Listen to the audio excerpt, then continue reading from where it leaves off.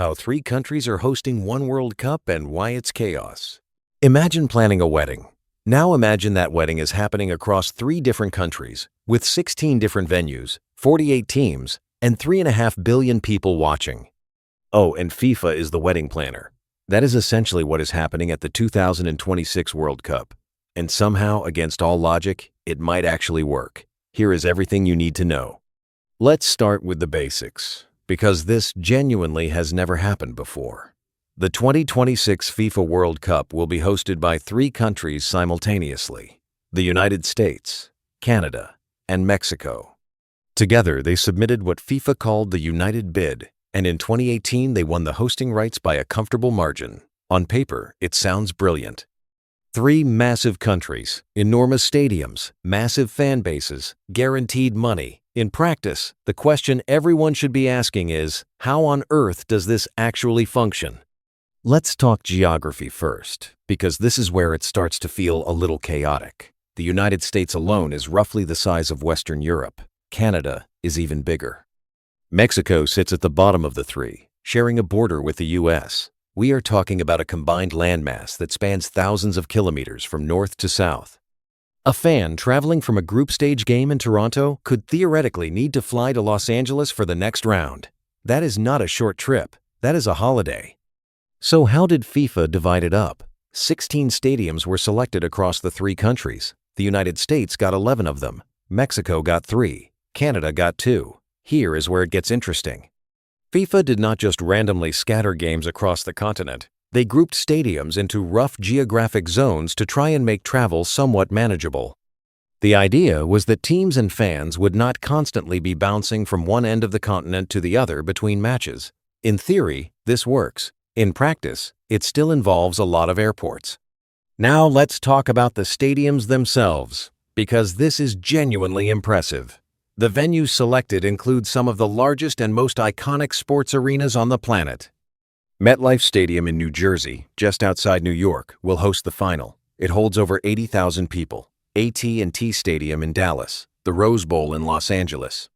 Estadio Azteca in Mexico City, which becomes the first stadium ever to host World Cup games at 3 separate tournaments. That last one deserves a moment of appreciation. The Azteca in 1970. The Azteca in 1986, and now the Azteca in 2026. That stadium has seen more World Cup football than most entire nations. Here is something most people do not realize. Each of the 3 host nations qualified for the tournament automatically. That is standard FIFA policy. Host countries skip qualification. But in 2026, that means 3 automatic spots went to USA, Canada, and Mexico before a single qualifier was even played. For context, some confederations with dozens of competing nations fight over just 2 or 3 total spots. 3 nations bypass that entire process simply by being the hosts. Convenient if you are North American. Less convenient if you are, say, a strong African nation competing for one of 9 available places. Let's talk about the host cities, because they each tell a slightly different story. In Mexico, the 3 host cities are Mexico City, Guadalajara, and Monterrey. Mexico has hosted before, twice actually, so the infrastructure is proven. In Canada, Toronto and Vancouver will host games. Canada has never hosted a men's World Cup before. The country only recently started taking men's football seriously at the international level.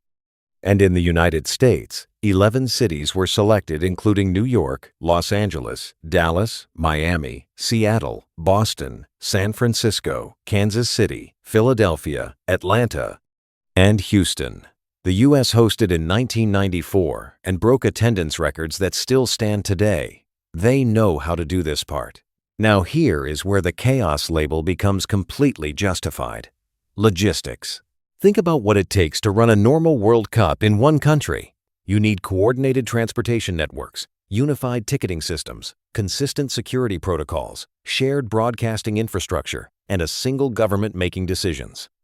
Now multiply that by 3 countries, each with different laws, different currencies, different time zones, different transport systems, and very different relationships with football as a cultural institution. FIFA essentially has to build 3 parallel operations and somehow make them feel like one seamless tournament. That is not a small ask. The time zone issue alone is worth a mention.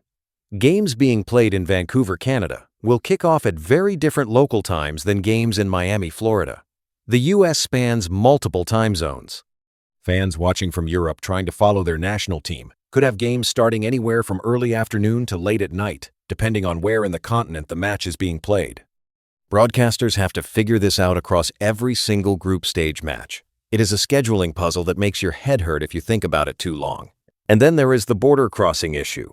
Teams, staff, and hundreds of thousands of fans will be crossing international borders during this tournament. That means visas, customs, passport control, and all the bureaucracy that comes with international travel.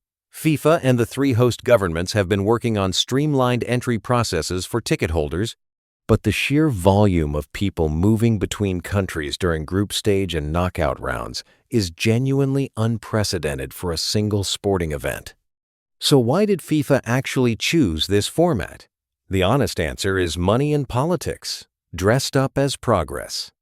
Expanding to 48 teams required more stadiums than any single country could realistically provide in most regions of the world. The United bid offered FIFA a ready-made solution. World-class infrastructure already in place. No need to build stadiums from scratch in questionable conditions. Guaranteed commercial revenue from 3 massive markets.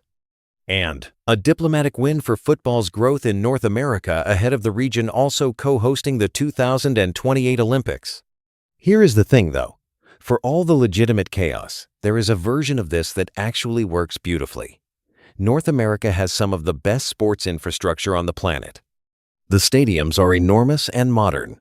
The transport links between major cities are well established. The appetite for the event is massive, particularly in a U.S. market that FIFA has been trying to crack for decades.